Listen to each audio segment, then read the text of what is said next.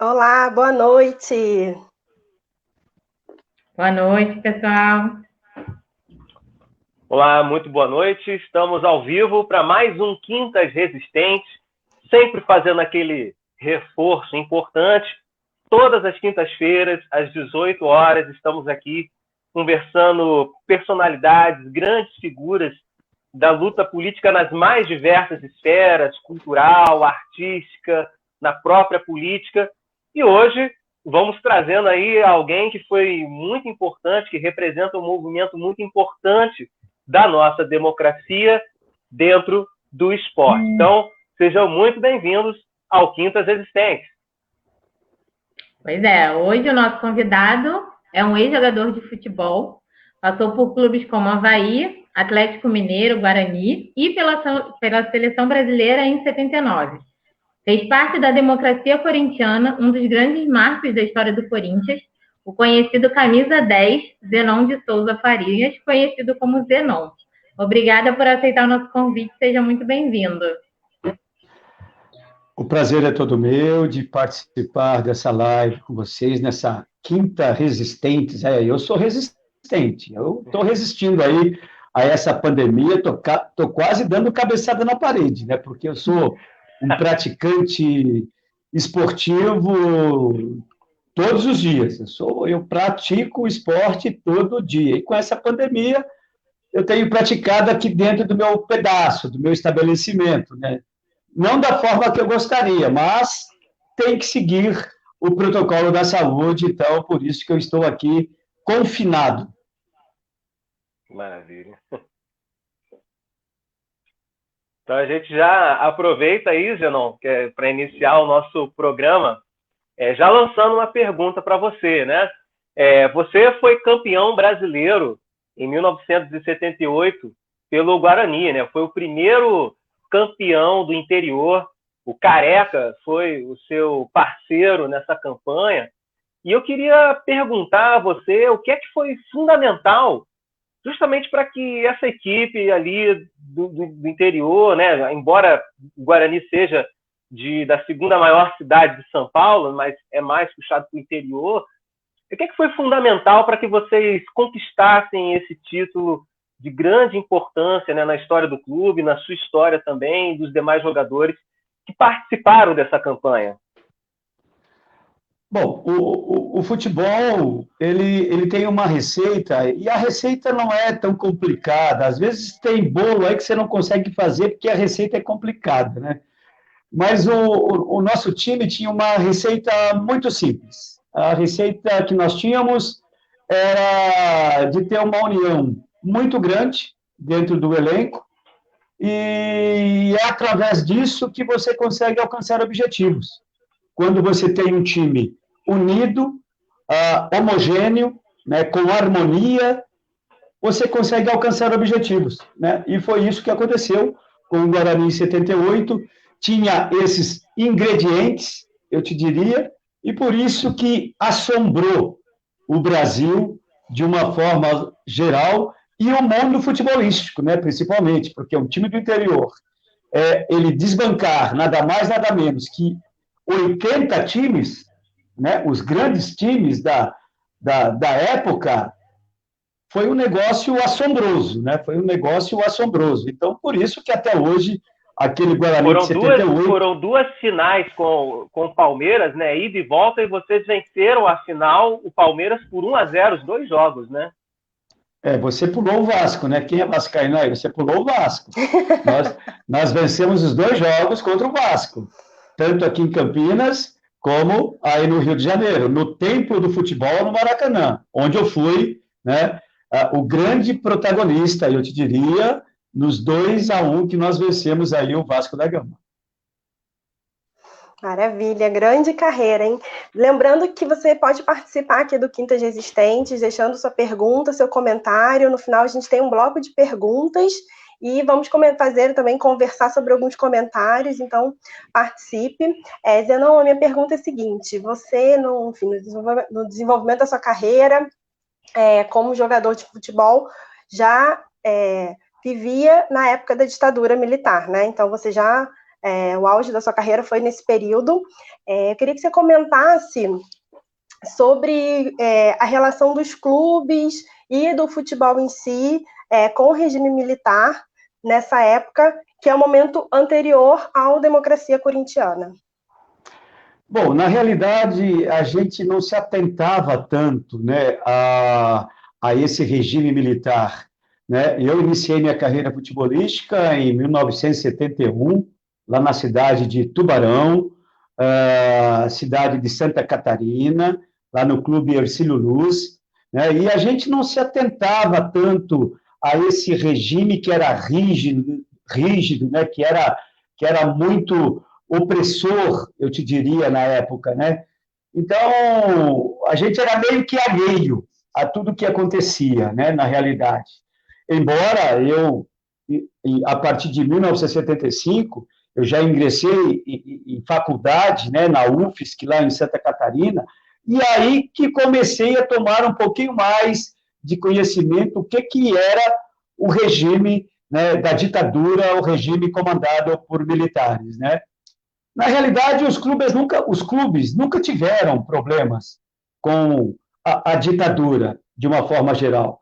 Quem, na realidade, tinha problemas com a ditadura eram os músicos, os atores, né? Principalmente os músicos, né? Que faziam letras assim que o pessoal não gostava muito, né? E aí aquela repressão, né, vinha em cima dos caras, né? Tanto é que nós tivemos muitos cantores e políticos exilados, né, na época, né? Mas naquele tempo, em cima de clubes, não existia tanta perseguição, não.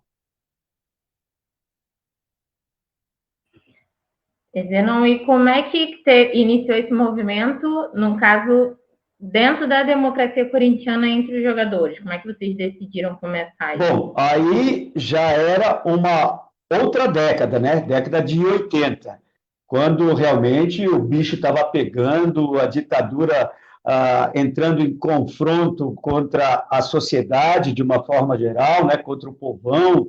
O que mais a gente via era aqueles confrontos no meio das ruas, né? Com pedras, enfim, fogos e tiros para tudo quanto é lado. E aí foi aonde nós tínhamos dentro do nosso elenco, né? 2, 3, 4 jogadores, 4 atletas que tinham aspiração política, né? E que eles conseguiam entender o que estava acontecendo dentro do nosso país. E foi dentro de uma sala lá do Parque São Jorge que começamos a questionar sobre o momento que nós estávamos vivenciando. E aí partiu do sociólogo, o diretor Adilson Monteiro Alves, né, que era o nosso diretor de futebol, juntamente com Sócrates. Essa possibilidade de criar um projeto onde a gente, né, pensaria no bem da sociedade e pensando também numa redemocratização do país. E foi assim que iniciou, dentro do vestiário. Foi até uma das bandeiras era a luta pelo direta já, né? Vocês incentivavam isso, né? Sim, com certeza. Quando essa emenda saiu, né, a emenda Dante de Oliveira, que era para ter sido aprovada em 84 e ela foi rejeitada no Congresso, né? Nós brigamos por ela. Brigamos para que o país mudasse o seu regime, né, para democracia. Então, nós tivemos, de certa forma, uma contribuição muito grande para que isso acontecesse, não no ano que gostaríamos, mas 3 anos depois, a emenda ela foi aprovada no Congresso e o povo passou a escolher o seu presidente. E, Zenon, como é que funcionava o movimento, como é que vocês se organizavam, né, dentro do clube, e qual foi o momento que vocês perceberam a amplitude dessa luta, né? Qual foi o momento que vocês perceberam que essa movimentação interna ali no clube de luta por democracia estava extrapolando os muros e influenciando também a sociedade? Inclusive atravessando fronteiras, né? Porque Exatamente. esse projeto Democracia, ele foi para o mundo, né? Ele foi para o mundo. foi para tudo quanto é país, né? Porque foi um movimento ímpar, né? De um clube de futebol tomar partido político, né? Tomar partido político.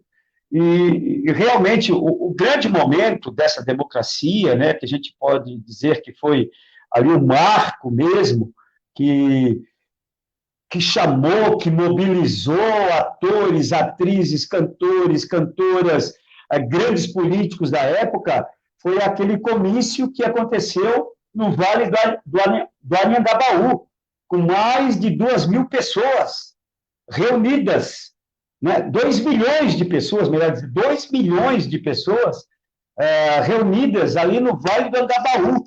E lá no palanque estavam os atletas do Corinthians, estavam os grandes políticos da época, né, que brigavam também pela redemocratização, era o caso de Ulisses Guimarães, Fernando Henrique Cardoso, o Lula também estava lá, né, cantores como o Toquinho, atrizes como Regina Duarte, como outras, né? Então, muitas personalidades naquele palanque. E o nosso porta-voz era nada mais, nada menos que o melhor narrador esportivo da época, Osmar Santos.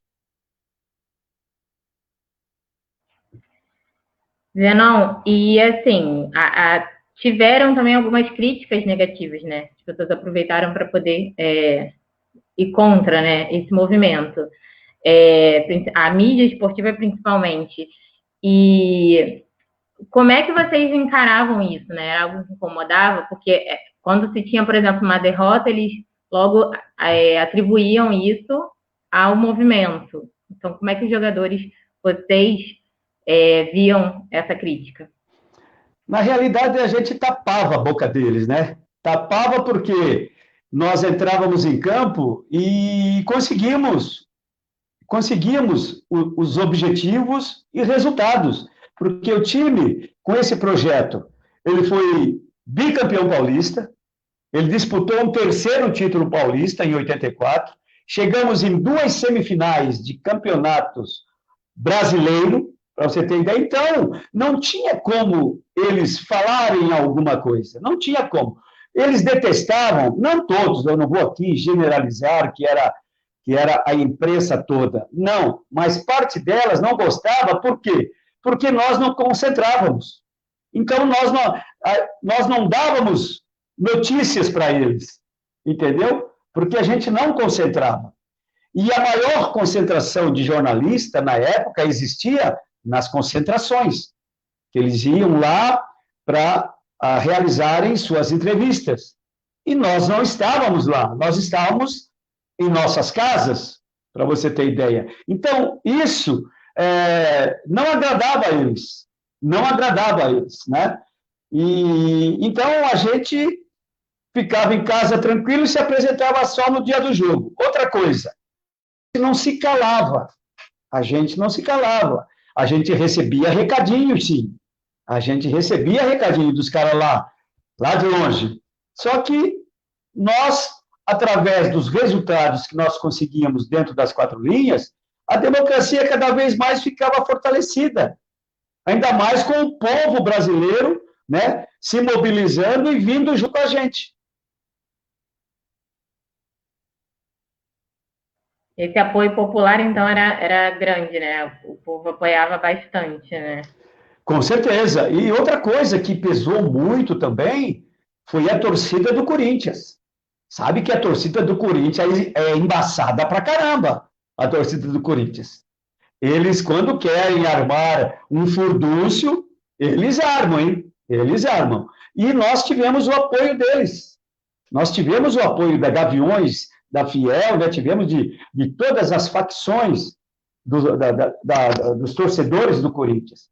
Então, não tinha como, nós estávamos muito fortes, nós estávamos, entendeu? E os resultados acontecendo, aí que a gente falava mesmo, aí que a gente cantava de galo mesmo. Era dono do terreno. Eu queria que você explicasse um pouquinho melhor, você chegou até a tocar no nome dele, Zenon, sobre o Adilson Monteiro. E é um caso curioso, né? Porque ele veio como diretor de futebol, era sociólogo, né? E teve um papel muito importante, né? Eu estava vendo um pouco da história, assim, da democracia. O Sócrates justamente colou muito nele, absorvia muitas ideias que ele tinha. Então, eu queria que você falasse um pouquinho melhor dessa influência do Adilson, né? Que você explicasse para a gente o papel que ele teve enquanto diretor de futebol, mas também o conhecimento que ele tinha. Como que isso preencheu o movimento de vocês, né? Como que isso ajudou para que a democracia corintiana tivesse esse conceito também, a força da ideia, né? Bom, ele era o nosso intermediário, né? Ele era a nossa ponte, né? Entre os atletas e a diretoria do Corinthians na época, que era comandada pelo Valdemar Pires, né? Que sucedeu o Vicente Mateus. Então, existia essa ligação, e essa ligação, ela deu liga. Ela deu liga, por quê? Porque a diretoria do Corinthians, ela também abraçou a causa. Ela também abraçou a nossa causa, né? Porque, afinal, era uma causa aonde nós iríamos elevar muito mais ainda o nome do Corinthians no cenário futebolístico, não só no Brasil, mas mundialmente, né? Porque, como eu já falei, um clube tomando partido desse gênero, com certeza ia causar muita repercussão, como causou, né? E, na realidade, o Adilson, ele escutava muito mais o Sócrates do que o Sócrates escutava o Adilson Monteiro Alves, para você ter ideia. Não é porque o Sócrates era gênio, né? Sócrates tinha um QI elevadíssimo, né? Tanto falando de futebol, como falando de política, ou qualquer questão que fosse abordada, eu te diria, né? Então, deu liga, tudo isso teve uma sintonia muito grande, né? E nós, que estávamos ali também, nós conseguimos captar qual era a mensagem e qual era o intuito, né? De onde poderíamos chegar, tá? Então, foi tudo assim, cara. Aconteceram as coisas naturalmente, e sempre todos remando para o mesmo lugar. Não teve um remo quebrado. Não teve. Todos remando para o mesmo lugar. Agora, Zenon, aproveitando também um pouquinho, eu queria que você fizesse um paralelo para a gente sobre quais eram as semelhanças da estrutura da ditadura com a estrutura que havia dentro do Corinthians, né? Porque o movimento buscava justamente ter mais voz ativa, né? Que os jogadores pudessem ter mais representatividade ali dentro. E o antigo presidente, ele era chegado a uma centralizaçãozinha ali, né? Então, eu queria que você fizesse um paralelo, né? Como é que era esse regime antes da democracia corintiana dentro do próprio clube e o que ele tinha de semelhança com o regime militar que acontecia no país na época, né? Bom, como eu estou te falando, o Vicente Mateus também, na minha opinião, foi um dos melhores presidentes que eu tive na minha vida durante meus 20 anos como profissional de futebol, tá?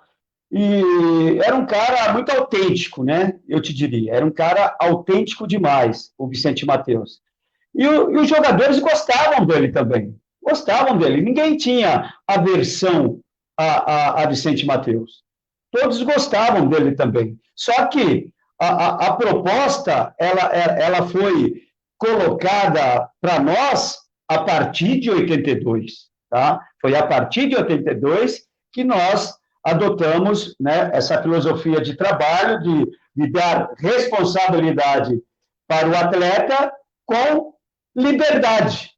Com liberdade. Essa era a expressão correta. Responsabilidade com liberdade. Isso aí, cara, isso aí deixava os outros clubes malucos, cara. Porque os caras achavam e falavam que a nossa democracia era uma bagunça, era um projeto onde o atleta ele queria fazer o que bem entendesse. E não era bem assim. Não era bem assim. Porque senão aquele projeto não seria vencedor. Eu nunca vi bagunça Uma das coisas, né? Eu nunca vi uma das coisas mais polêmicas era isso, né? Ah, que isso, o jogador não quer concentrar, que negócio é esse, né? Uma das coisas que o pessoal mais se assustava era isso, né? Justamente, e não só pela imprensa, mas por colegas de profissão. Por colegas de profissão que eles não se conformavam disso, né? Da gente ficar solto na véspera do jogo, ir para um barzinho, ir para um teatro, ir para o cinema, né?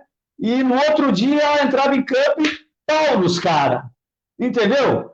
Isso deixava os caras malucos, rapaz. Os caras concentravam 2 dias antes, concentravam 48 horas antes de, de jogar, de atuarem, né? Ou de nos enfrentarem, né? E a gente se apresentava no dia do jogo e ia lá e pau nos caras, velho. Não tinha jeito. E isso acontecia, pode falar, Euro, desculpa. Eu ia fazer uma pergunta relacionada mais ou menos. Pode ir.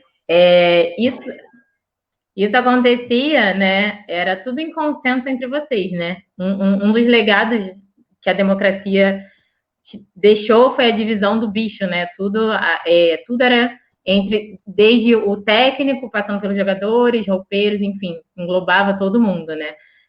Isso, hoje em dia, é uma prática muito comum. Que outros legados você acha que a democracia deixou para a sociedade? Bom, o maior legado que eu acho que a democracia deixou foi que os atletas têm uma voz muito forte quando eles se determinam a vir à mídia e falar sobre algum questionamento, entendeu? Eu acho que esse foi um dos legados melhores que a democracia deixou para os atletas, de uma forma geral. Só que ninguém seguiu.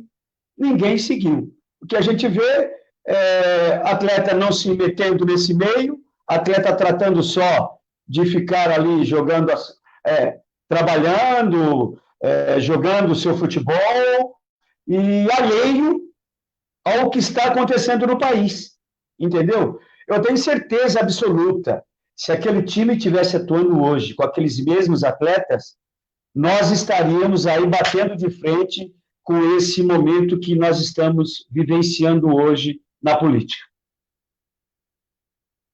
Agora, Zenon, antes da gente continuar a nossa entrevista, eu queria lembrar a todos que estão nos assistindo aí agora para deixar o seu comentário, a sua opinião sobre o que a gente está conversando aqui no nosso programa.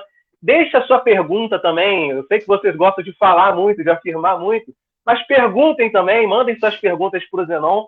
E aí, no último bloco do nosso programa, a gente vai estar remetendo as perguntas para ele e ele vai estar dando de volta aí, dando a resposta dele. A gente, num momentinho atrás aí, a gente exibiu um pouquinho das suas fotos, Zenon. Eu queria ver se a gente não poderia exibir de novo e você comentar um pouco dessas fotos aí, que momentos foram esses que estão registrados, a gente conseguiu fazer o videozinho, a gente colocou. Tem como a gente colocar de novo, Amanda, por favor? Vamos lá, então? Só esperar a Amanda colocar. A gente fez ali uma compilação das suas imagens, né? Eu lembro praticamente da sequência das fotos. A primeira foto é uma foto do Guarani, aqui em Campinas, né, que eu era o capitão do time. Depois apareceram ali algumas fotos do Corinthians, né, com a democracia e atrás uma das camisas, dia 15 vote, né, e outros dizeres na camisa democracia corintiana, que é aquela camisa ali, ó, ali. Essa aqui, entendeu? Essa do dia 15 também, votos foi a do Direta Já? Foi do movimento Direta Já, essa do dia justamente. 15 votos. Isso, era a gente incentivando o povo a votar, entendeu? Era né, uma forma de você conscientizar o povo da votação, né, dia 15 votos. Era isso. Então, a gente entrava sempre com alguma coisa nas costas, né? Alguns dizeres, né? Democracia já, enfim, algumas coisas desse tipo, né? O que causava, né, um certo aborrecimento, né, de alguns. Mas, aí, essa é uma faixa que a gente entrou no dia da decisão. Olha bem, ganhar ou perder, mas sempre com democracia. Isso aí era um tapa de luva de pelica na cara de muita gente. Qual decisão, Zenon? Qual decisão foi essa? Essa foi de 83. 83. No bicampeonato do Corinthians. No bicampeonato. Essa foi aqui no Guarani, no Brinco de Ouro, em Campinas, essa foto, né? Aí na seleção brasileira, deixa eu ver, essa aqui foi, essa camisa aqui, ó, da CBD. Essa foi da CBD. Essa camisa foi de 79. Né? Não era CBF ainda, era a Confederação Brasileira de Desportos, né? Justamente, vai aparecer uma aí da CBF. Essa é a outra camisa do time do Corinthians. Esse time aí é o de 84, por aí, com duchas corona aqui no peito, né? E aí, novamente, mais uma foto do Corinthians contra a Portuguesa. Esse time aí era Portuguesa de Desportos, rapaz. Aí é contra o Santos, talvez numa semifinal contra o Santos. Aquela imagem ali, Zenon, parece que você estava dando um passe de calcanhar para o Sócrates, né? Parece que o papel meio que se inverteu. Ele que gostava de dar passe de calcanhar, você deu o passe de calcanhar para ele ali, né? Isso aí. Só que eu dei um passe de calcanhar mais interessante ainda, e que ficou eternizado, aquele passe de calcanhar que eu dei, foi no bicampeonato do Corinthians, né? Contra o São Paulo, que eu dei de calcanhar, ele foi lá e fez o gol. Aquele calcanhar ficou eternizado também. Não foi só o calcanhar de Sócrates e nem de Aquiles, que foram, né, os famosos. Eu dei esse passe de calcanhar para ele também. E aí nós temos uma foto da seleção brasileira, que vai vir logo em seguida, mas já é com aquela... Olha, fiel, essa torcida aí, isso é louco, rapaz. Isso aí lá dentro de campo, você que é um jogador técnico, você abre trincheira dentro de campo, com esses caras gritando no teu ouvido. Não tem como. E outra coisa, amedrontar o adversário. Aí, essa é do dia 15 vote? Eu acho que é. Não, essa é a democracia. Essa aqui foi depois que nós fomos campeões, nós usamos essa camisa democracia corintiana. Né? Eu acho que é do dia 15 vote, se eu não me engano. Essa camisa teve o toque do Washington Oliveto, né? O publicitário, ele que desenvolveu aquela grafia corintiana parecendo a logo da Coca-Cola, né? Que ele fez, né? Tem a participação do Washington Oliveto nisso daí, né? O projeto também. O projeto Democracia, ele participou também.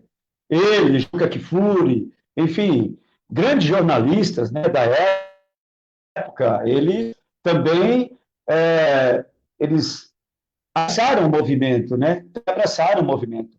O Oliveto foi demais, né? O Oliveto era um defensor nosso de primeira linha, cara, de primeira linha. Zenon, há um tempo atrás, a gente teve no Brasil um momento raro em que os jogadores se colocaram, né? Que foi a questão do Bom Senso Futebol Clube. Entre uma das reivindicações que os atletas colocaram na época, né, foi no ano de 2013 que isso estourou, foi a questão de uma pré-temporada decente, um calendário melhor, né, uma melhor regulação das finanças dos clubes, né? Então teve essa movimentação, mas que infelizmente ela não prosseguiu. Eu queria que você dissesse, em primeiro lugar, o que você lembra desse movimento e o que você achou, e o que você acha que faltou para que um movimento como esse, que, assim, na minha opinião, muito importante, né, de jogadores entendendo que são trabalhadores, né, cruzando os braços antes das partidas, o que faltou para esse movimento seguir adiante?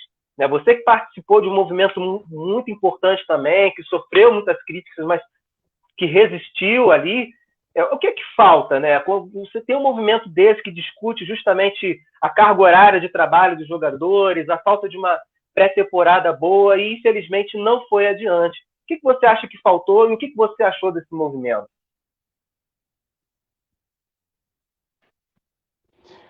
Eu achei interessante, mas não houve coesão. Não houve coesão. Entendeu? Esse foi um dos principais objetivos. Esse foi um dos principais problemas que eu vi, né? Que não houve, assim, a mobilização que deveria ter, né? De todos os atletas, porque praticamente ficou em meia dúzia a uma dúzia de atletas, né? Brigando por aquelas reivindicações, né? Que eu acho que dentro do futebol, algumas delas eram viáveis, outras não. Outras não. Porque o clube do futebol, um clube de futebol, ele depende muito da mídia, da imprensa, principalmente da poderosa, né? Para sobrevivência, para ganhar sua cota mensal, né? Esse movimento do bom senso, ele ia contra isso. Ele ia contra isso, né? O negócio de jogos de quarta e domingo, mas isso sempre teve. Isso desde 1971, quando iniciei minha carreira futebolística, eu jogava de quarta e domingo, sempre aconteceu isso na minha vida, entendeu? Outra coisa que eles reivindicaram foi que tivesse um extra, né, quando eles jogassem à noite, né, ou concentravam, alguma coisa desse tipo, que eu também achei meio que infundado essa reivindicação, né? Porque o atleta, ele tem que atuar, ele tem que jogar, ele sabe que quando ele se torna um atleta de futebol, ele depende do clube, ele é dependente do clube, ele é um empregado do clube. Não que o clube vá colocar ele todo dia para jogar, não, porque existe uma lei, né? Existe a lei de 72 horas para o atleta fazer entre uma partida e outra. Eu não vejo nada demais nisso, tá? Eu não vejo nada demais, né? Então, algumas coisas eram interessantes, outras não. Por isso que não foi para frente esse movimento do bom senso, inclusive comandado por um cara que eu conheço muito bem, inteligente, que é o Paulo André. Acho que se houvesse talvez um debate mais amplo entre os atletas, né? Porque o movimento se respaldou muito nos jogadores mais velhos. Eram muitos jogadores que estavam já em estágio de aposentadoria, como o caso do Paulo André, que você citou. A gente teve o Rogério Ceni também participando, o Alex, né? O Alex Cabeça foi uma das figuras muito importantes também. Mas, então, talvez tenha faltado até um pouco mais de debate entre os próprios jogadores, né, Zenon? Faltou um pouco mais de diálogo, né? De reuniões, principalmente, né? Desse pessoal, né? Eu acho que por isso que não foi para frente, mas também deixou sua marca, né? Com certeza. Vai ser lembrado para o resto da vida. Esse movimento criado por Paulo André, Alex, Rogério Ceni e outros atletas.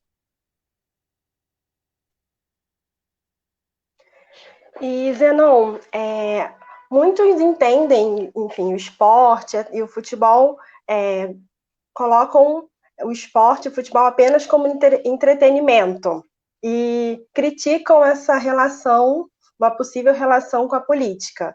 O Democracia Corintiana, enfim, outras iniciativas mostram que é possível caminhar juntos.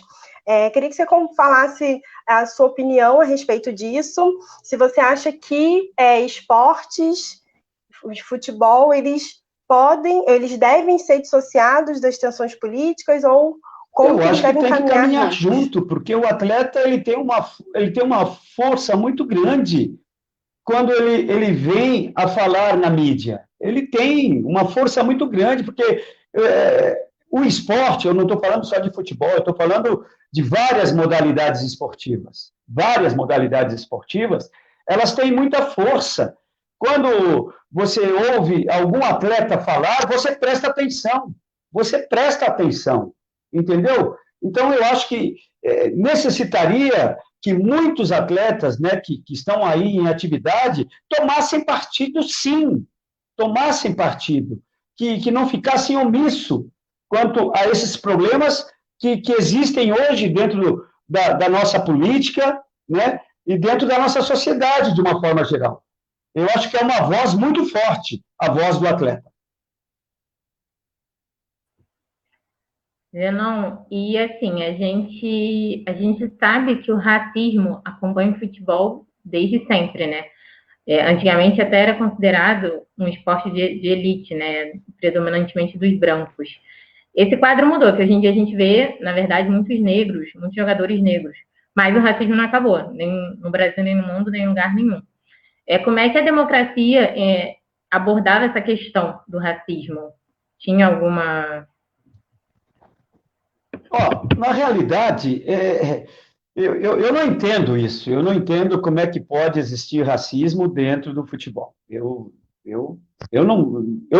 nunca tive, né, nenhum problema, nenhum caso assim de racismo, né? Eu conheço um caso de racismo na época de Hitler, né, com aquele atleta olímpico lá que ganhou 4 medalhas, né?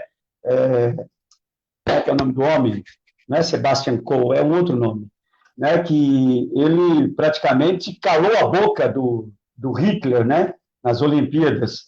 E então foi a única vez assim que eu soube de algum racismo, porque dentro do futebol sempre teve É o Jesse Owens. Isso, Jesse Owens, o atleta fantástico, né? Fantástico. Sempre houve essa interação de brancos, negros, amarelos, caboclos, enfim, essa miscigenação sempre teve dentro do futebol, sempre teve. Eu não sei o porquê que de uma hora para outra, porque no meu tempo nunca teve um caso desse. Estou falando para vocês. Na geração de 60, 70, 80 e 90, nunca houve, não. Nunca houve esse caso de discriminação. Começou a acontecer a partir desse novo milênio, esse problema aí, né? Porque alguns entusiastas de Hitler, né? O da Ku Klux Klan, né? Daquelas seitas que existiam nos Estados Unidos, parece que voltaram à tona, não, lógico, generalizando, mas em algumas pessoas. Em algumas pessoas. Eu acho que são uma cambada de imbecis. É uma cambada de imbecis, esses caras, entendeu? Que deviam ser punidos, mas punidos de uma forma severa. Severa. E não só, tudo bem, aconteceu, não vai acontecer mais. Não, pega o cara, dá uma punição forte no cara. Dá uma punição forte no cara, para que essa imbecilidade acabe de vez.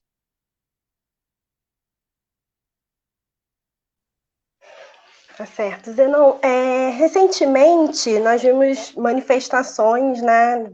As pessoas indo às ruas para manifestar contra o fascismo, contra, enfim, um possível retorno da ditadura militar.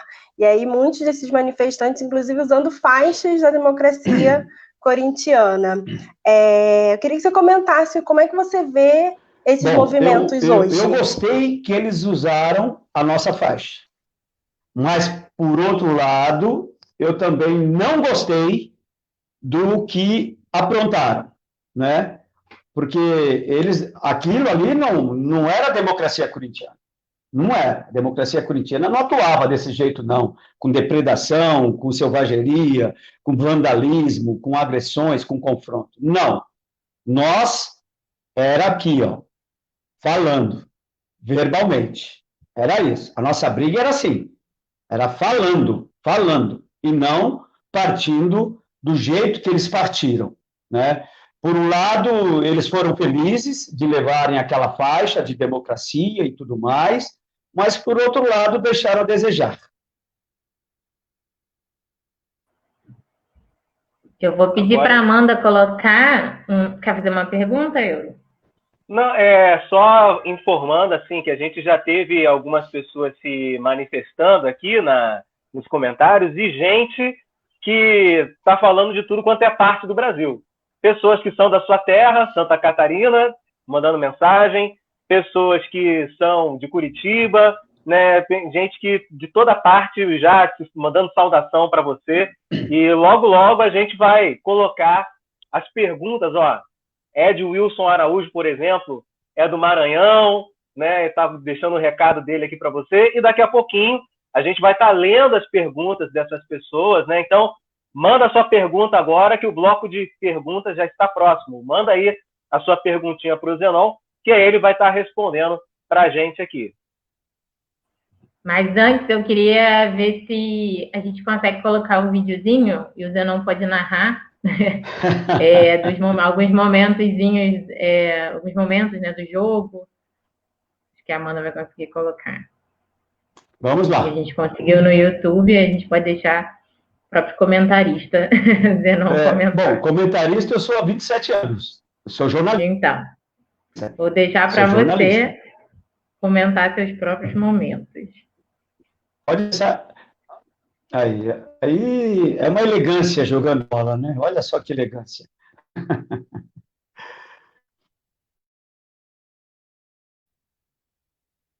Aí foi um gol contra o Bahia, nós vencemos esse jogo por 2-0. Esse foi o gol mais lindo que eu fiz de ontem, foi contra o Santos, né? Vencemos o Santos por 2-0 também, essa partida, realizada no estádio do Morumbi, né? E esse foi o gol mais lindo que eu fiz de falta. Esse foi um gol contra 15 de Jaú, contra o 15 de Jaú, que nós vencemos. Aí o Casagrande buscando a bola lá no fundo da rede. Ele que tinha que estar fazendo o gol e não eu, né? Mas tudo bem, ele foi lá buscar a bola. Aí o jogo contra o Comercial de Ribeirão Preto, que nós vencemos. Eu recebi o passe do Serginho Chulapa, fiz o passe para o Dunga, não soube o que fazer com a bola.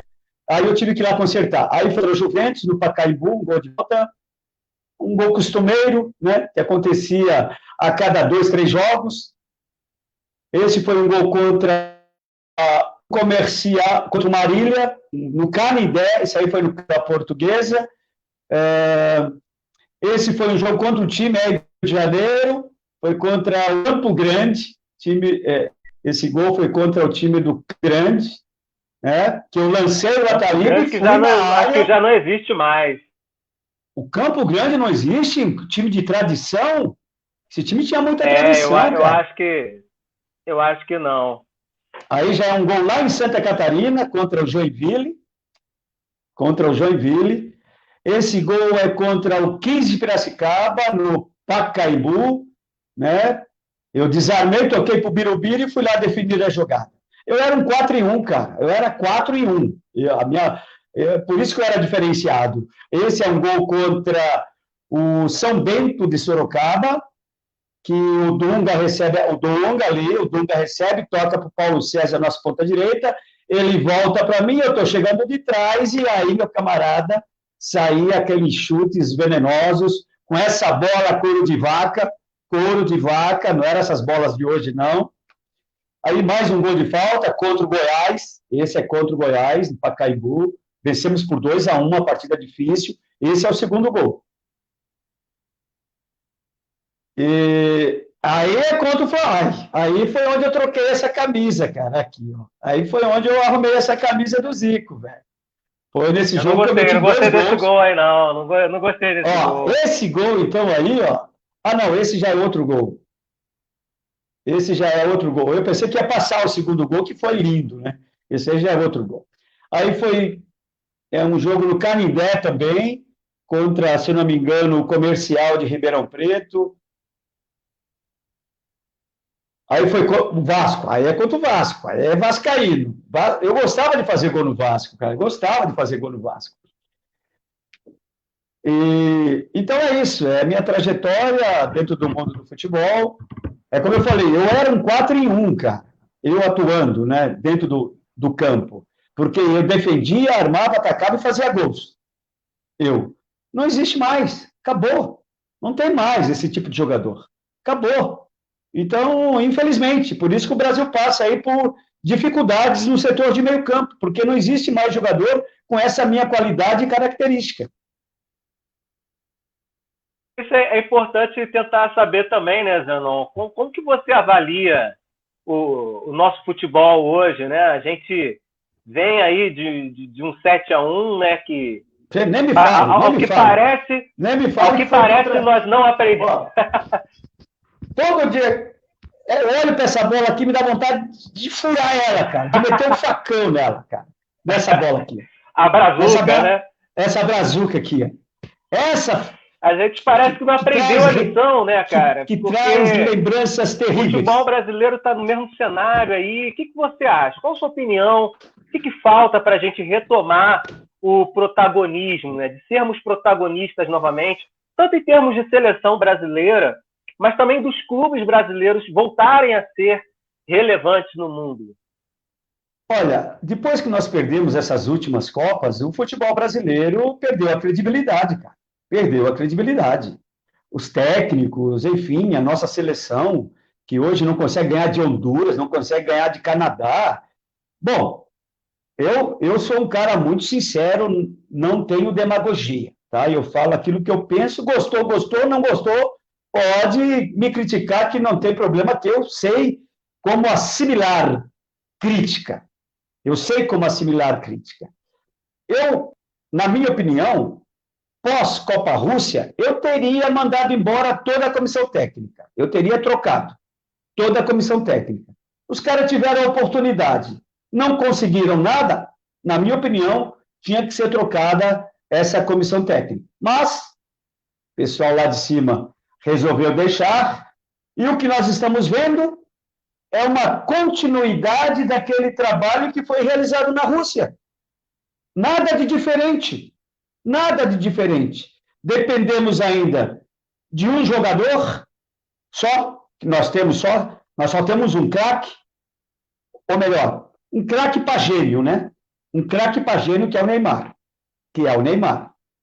E é só ele, cara. Só ele. Se ele sair da seleção, a nossa seleção vira uma seleção lá das Ilhas de Faroe. Fica lá na Islândia, lá entre Copenhague, entre Dinamarca e Islândia. Fica essa ilha de Faroe. A gente vai virar uma ilha de Faroe, se o Neymar sair da seleção brasileira.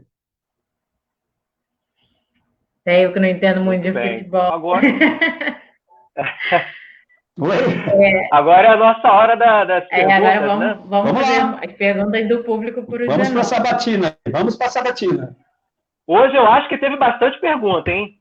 Eric já pode Espero que sejam perguntas boas. Ou porque ninguém tem nada o que questionar do que eu falei aqui. Não tem como questionar o que eu falei. São verdades, são realidades, né? São fatos que aconteceram e que se tornaram histórias verdadeiras, não só no Brasil, mas mundialmente.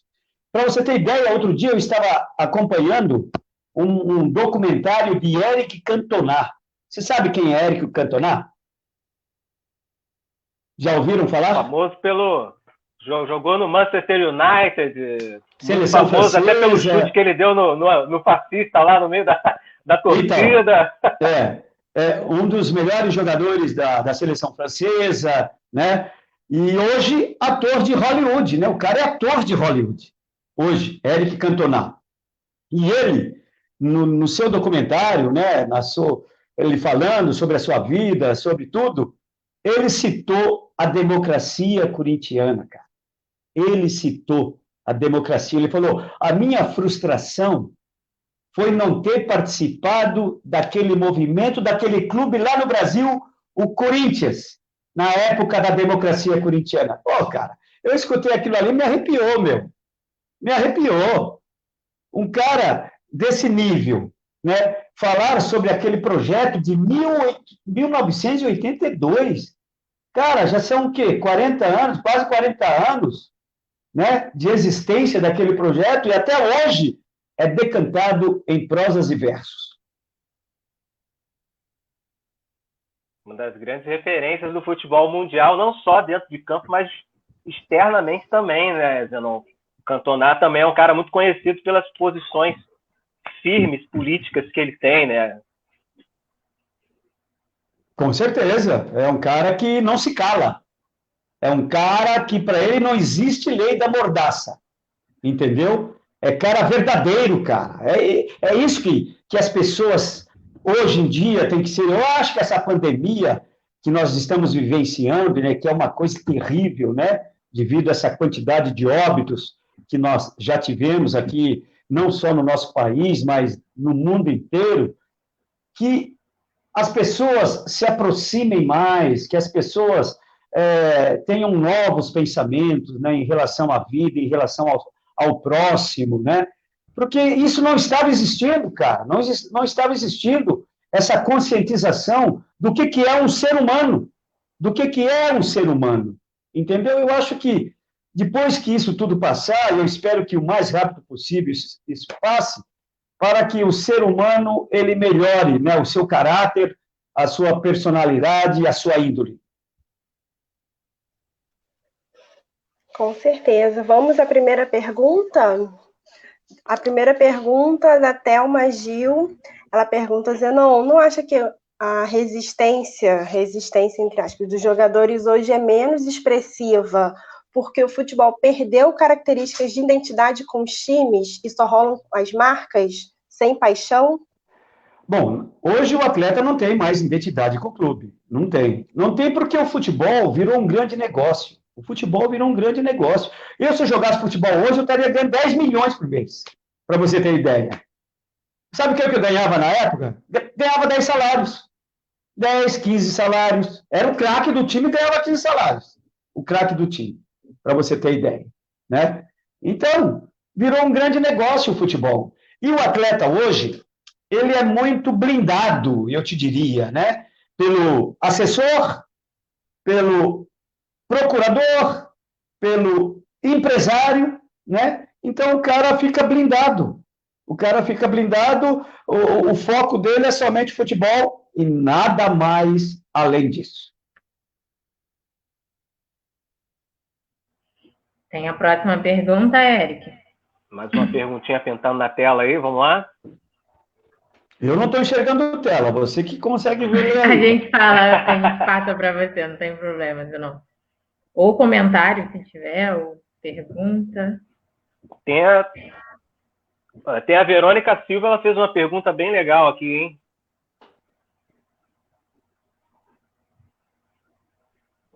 Verônica Silva. Zenon, para ti, qual o momento mais marcante da democracia corintiana? Abraços, grande entrevista. Muito obrigado, Verônica. Obrigado pelo elogio aí, porque eu sou entrevistado, né? Eu sou entrevistado e tenho os entrevistadores, lógico, que são ótimos também. Mas eu sou ótimo. Meu QI é um pouquinho elevado. Bom, é o seguinte, o momento marcante da democracia foi aquilo que eu falei, foi aquele comício que teve no Anhangabaú, sem dúvida nenhuma. Foi o grande momento da democracia corintiana.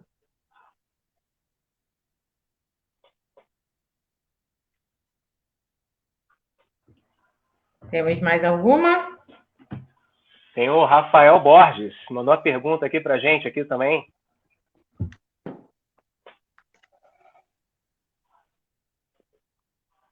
Rafael Borges.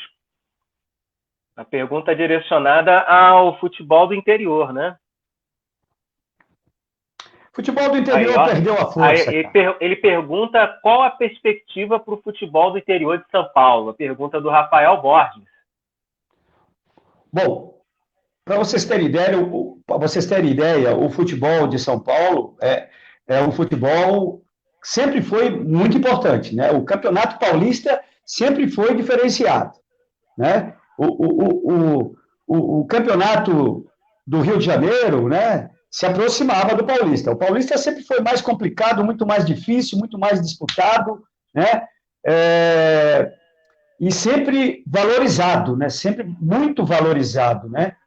E, infelizmente, os clubes do interior estão falidos.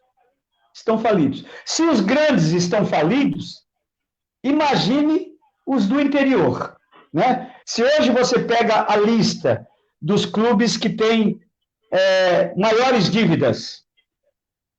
Cruzeiro, 850 milhões. Aí vem Atlético Mineiro, 800 milhões. Aí vem Flamengo, Corinthians, Santos, Palmeiras, São Paulo. Assim, os grandes clubes são todos devedores, cara. Eu não sei como é que os caras vão sanar essas dívidas. Eu não sei, né?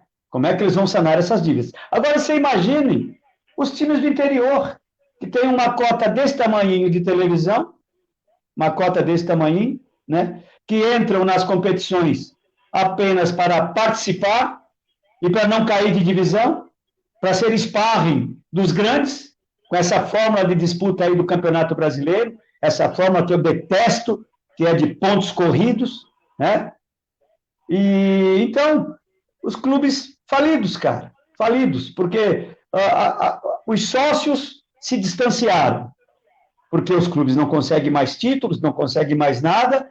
Para você ter ideia, no meu tempo de Guarani, de 76, 77, 78, o Guarani tinha 15 a 20 mil sócios. Hoje tem 800, hoje tem 1.000 sócios. Não passa disso. Mas uma perguntinha tem o João Pedro Lopes, né? Fez uma pergunta legal aí também. Você achar a perguntinha do João Pedro Lopes?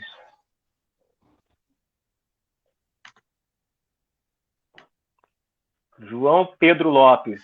Ele deixou uma pergunta bem bacana para a gente jogar na tela aqui. Olha aí. João Pedro Lopes. Você acredita que a falta de posicionamento político de atletas hoje seja devido ao fato de que a imagem dos jogadores e clubes estão ainda mais ligados a nomes de grandes empresas?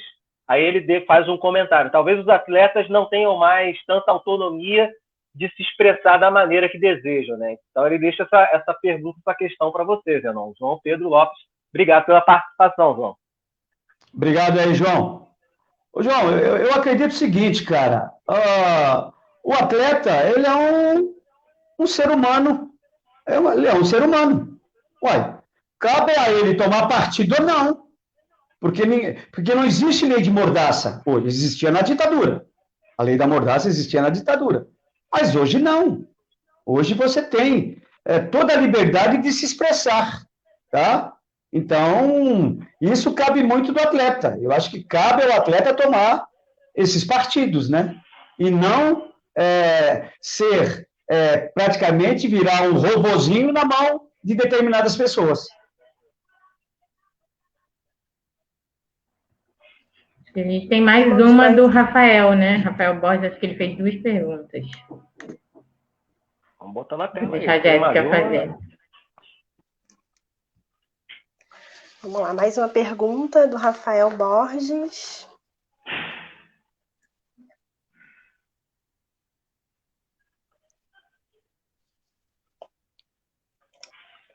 Já achei aqui, o Eric vai colocar na tela. Salve, ele dá o parabéns para a gente, parabéns para a produção do Quintas Resistentes. E pergunta: conseguiu, Eric, localizar? Rafael Borges. Ele pergunta. Vou fazer a pergunta, tá? E aí depois a gente coloca aí na tela. Queria saber aqui qual que era a relação com o Leão nesse processo da democracia. Então, Rafael Borges diz: salve, parabéns aí, gente, pela produção. Queria saber qual era a relação com o Leão nesse processo da democracia. Valeu. Obrigado, Rafael, pela pergunta. O Leão... Valeu, Rafael. O Leão era um cara muito egocêntrico, né? Era. Hoje não é mais. Hoje ele está mais maleável. Mas era um cara muito egocêntrico, né? Que pensava somente nele e mais ninguém, né? Então, ele era um que não fazia parte da democracia corintiana.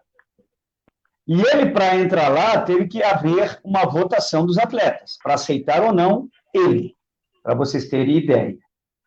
Eu sei que deu praticamente 50% que não e 49% que sim, né? E aí tinha o voto do Adilson Monteiro Alves. Aí o Adilson foi e empatou, 50%. 50-50. 50 para sim, 50 para não. Aí, como ele era o diretor, foi dado a ele a responsabilidade do voto de Minerva para o Adilson Monteiro Alves, né? E ele votou sim, sim, pela contratação de Leão. E o Leão passou a fazer parte do nosso elenco e sendo titular do time no título que nós conquistamos do bicampeonato. E, sem dúvida nenhuma, foi um dos principais atletas naquele título de 83, sem dúvida nenhuma. Isso é inquestionável, mas o cara era chato de convívio. O cara era chato de convívio. Mas nos ajudou muito no bicampeonato. Tem mais uma pergunta. Faz aí, Euro. Manda ver. Vai lá, Gabi. Você não fez ainda. Não, eu faço a próxima. Eu sei que tem mais perguntas já. A Amanda, nossa querida Amanda, ela pergunta o seguinte: se as torcidas organizadas hoje, né? As torcidas organizadas hoje, elas contam com grupos antifascistas que debatem questões sociais e são contra a violência. Você considera isso um legado dos posicionamentos políticos dos corintianos nos anos 70 e 80? Bom, de uma forma geral, esses torcedores, né, eles mudaram muito, né, os seus comportamentos, né, da nossa época para essa época da tecnologia, né, que hoje eles marcam confrontos através de internet, para vocês terem ideia, né? Então, mudou muito o comportamento desses torcedores. Na época, os caras iam para o estádio pensando somente em torcer para o seu time e sem pensar em confrontos. O que aconteceu de uns anos para cá é que, infelizmente, hoje esses torcedores eles tomaram outro rumo, né, que querem guerrear, lógico, vou frisar de novo, não vou generalizar, mas uma boa parte, às vezes, vai para campo de futebol, porque hoje é só uma torcida que pode entrar em campo, né? Não pode mais ter duas torcidas, né? Não pode ter mais. Só que, fora do estádio, eles se preparam para a guerra. Fora do estádio. Se preparam para a guerra. Por isso que proibiram, né, a entrada de duas torcidas, das torcidas, né, dos dois clubes, devido a esses confrontos que são, na minha opinião, um vandalismo fora do comum. Um vandalismo fora do comum, né? Então, hoje, muitas famílias deixaram de ir a estádios, porque sabem que, na hora que sai do estádio, eles podem cair numa emboscada, como a gente já cansou de ver por aí, né? Mas tem uma boa parte da torcida que realmente eles brigam, por isso que vocês estão falando, né? Que são aquelas pessoas do bem, que querem o bem, né, da sociedade e do futebol de uma forma geral. E acho que agora a nossa última pergunta é do Dudu Alves. Pode colocar aí? Então, boa noite a todos. Zenon, qual a sua opinião sobre o uso da instituição Corinthians pelo ex-jogador Marcelinho Carioca com o Bolsonaro? Uma pergunta do Dudu Alves. Muito obrigado, Dudu. Obrigado, Dudu. Eu acho que foi um encontro muito legal. Eu não achei bacana. Nada demais. O pessoal já está levando para o outro lado. Olha, eu vou te falar, viu? O povo patemente que não consegue assimilar, sei lá, cara. E aí, foi um comportamento dele, qual o problema? Qual o problema? Não vi problema nenhum. Não sei o que esse pessoal já imaginou outras coisas. Sei lá, para mim, normal um encontro desse. Eu poderia ter ido lá também. Ué, e daí? Qual o problema?